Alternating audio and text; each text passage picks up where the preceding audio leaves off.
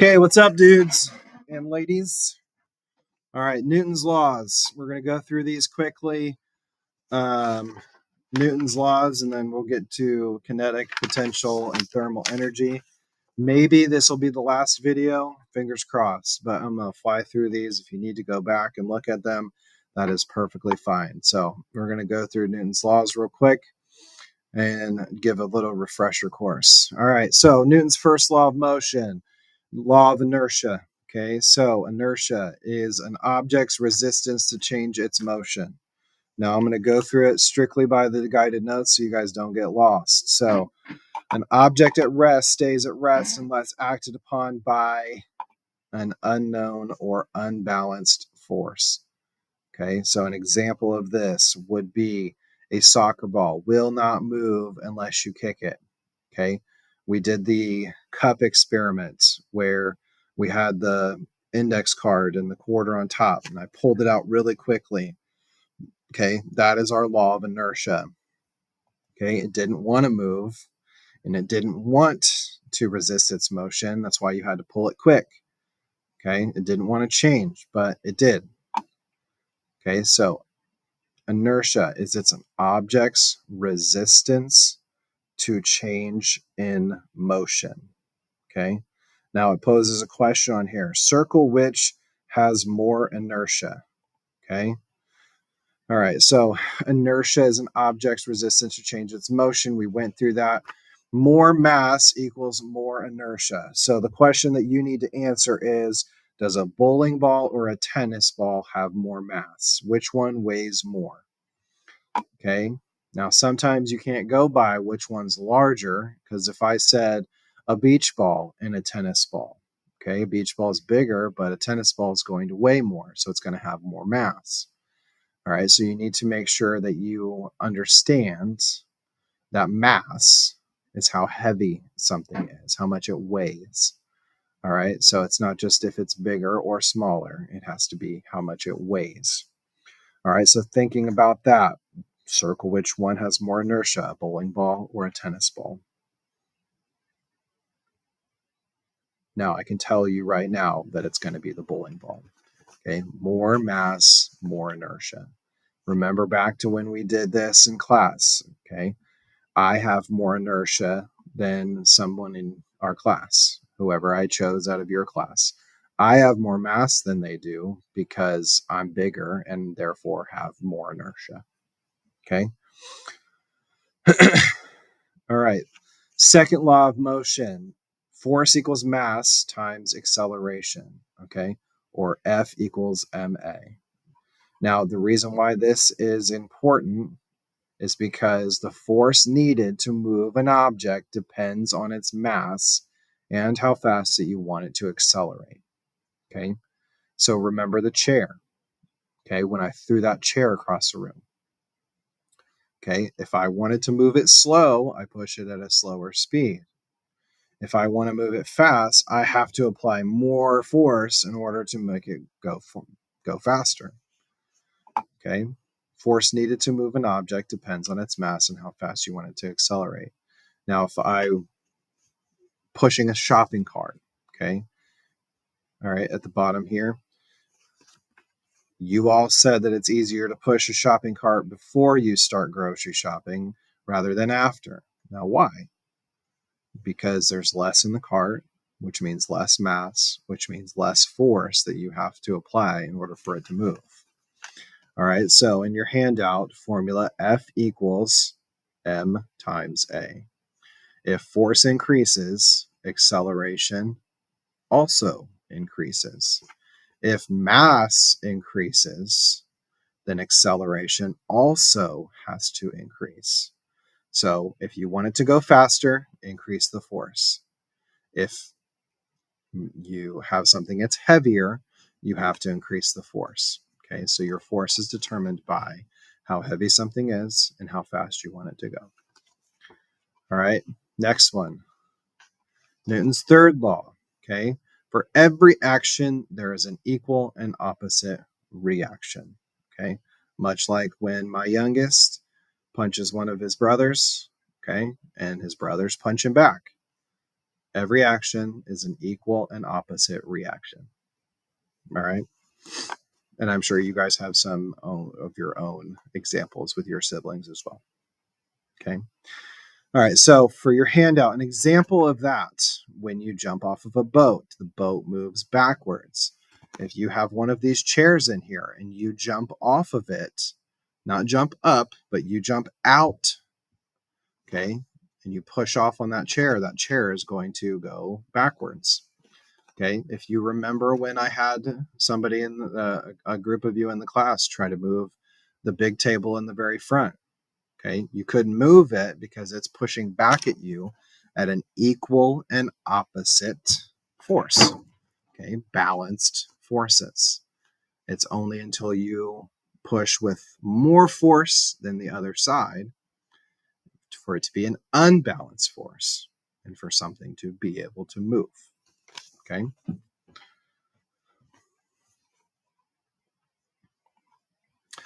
All right, mechanical energy. We're going to go strictly from the handout because I don't want to miss anything. So, all right, so mechanical energy equals kinetic and potential energy. So our definition for this, mechanical energy is the energy an object has due to both its motion and its position. Okay, so mechanical energy can either be movement or from stored energy due to where something is placed or how it is shaped. Now, some examples of this would be a moving car would have kinetic energy because it's in motion. Swinging pendulum, okay? Now, this changes back and forth from kinetic to potential, okay? Because as it swings and goes up, it's going to have potential energy up here, and it swings back down, going to have potential energy over here. But as it's swinging down here, it's going to have kinetic, okay? So going back and forth from kinetic and potential.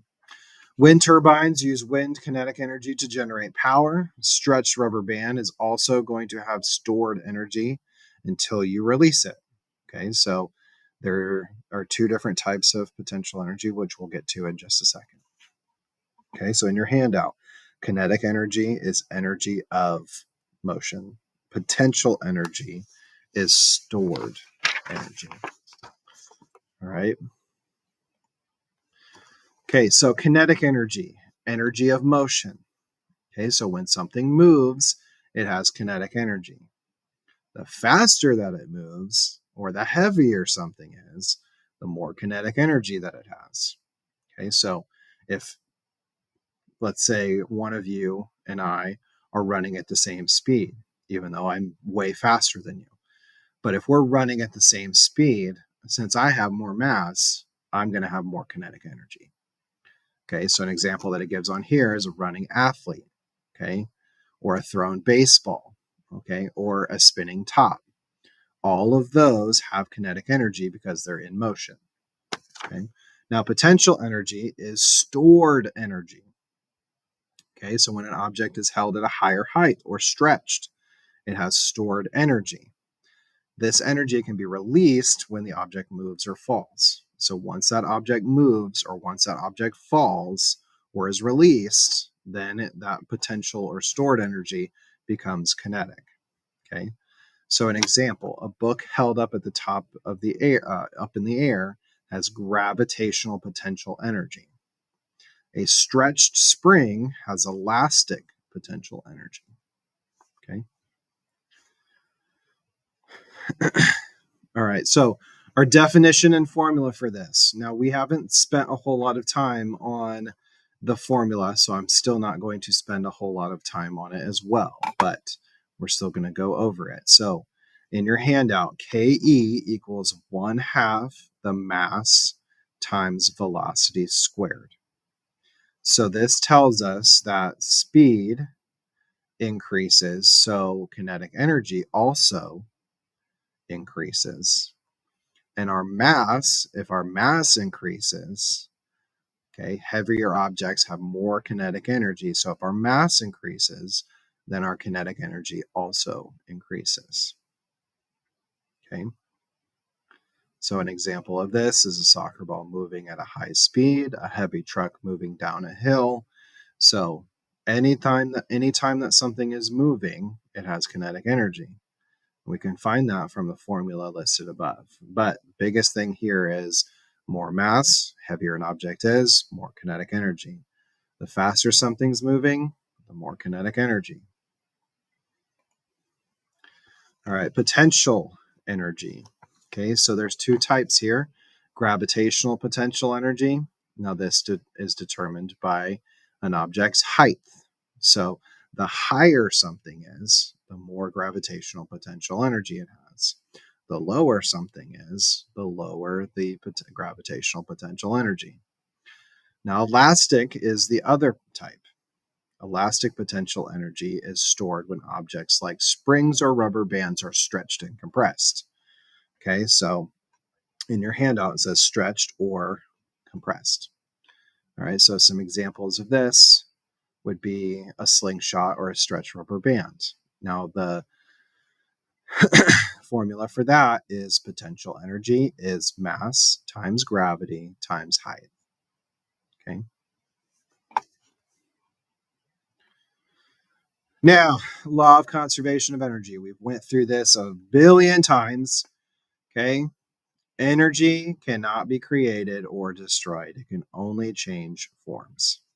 Okay. It can be transferred from one to the next, which we went through with the roller coaster assignment, the roller coaster project. It changed from potential to kinetic. We even talked about it transferring from kinetic to thermal, or potential to kinetic to thermal. So we've done a lot of energy transfers the last few weeks. Okay. So in your handout, energy cannot be created or destroyed, only changed. All right, so at the top of the hill, it's maximum potential energy. So mostly potential energy. At the bottom of the hill, it is mostly kinetic energy. All right.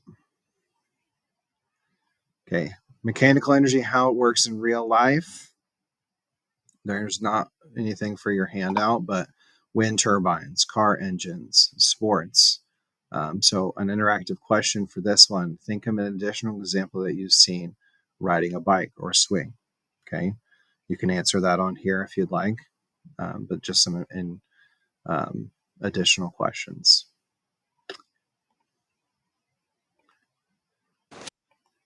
Okay, we're not going to go through the castaway scene. You can watch that on your own time if you'd like. All right, thermal energy. Okay, we've got time. Okay, thermal energy. Thermal energy is equals the total kinetic energy of particles in a substance. Okay, so on here, thermal energy is the total kinetic energy of the particles in a substance. Okay, so remember when I had you guys get in the middle of the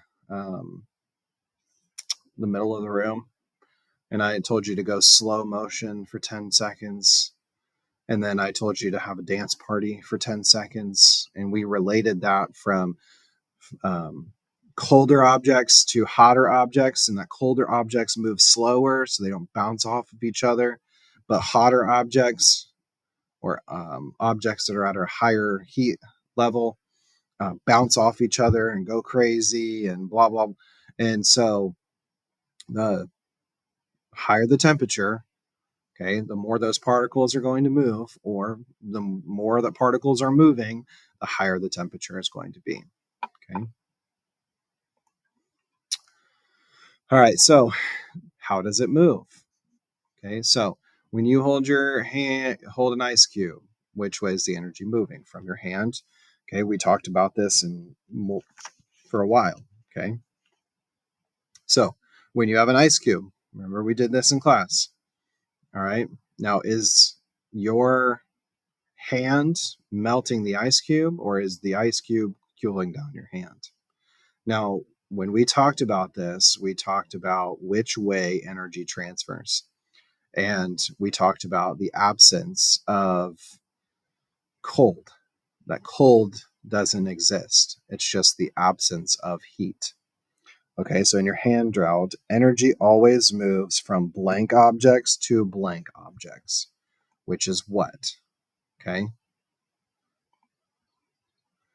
Okay, it's always going to move from hot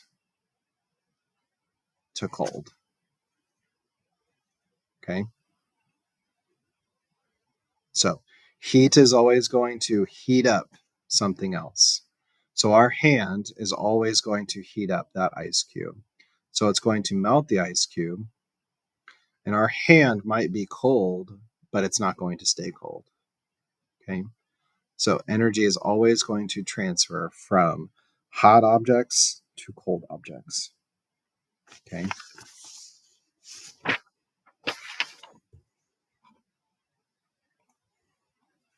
All right, there are three different types of energy transfer: conduction, convection, and radiation.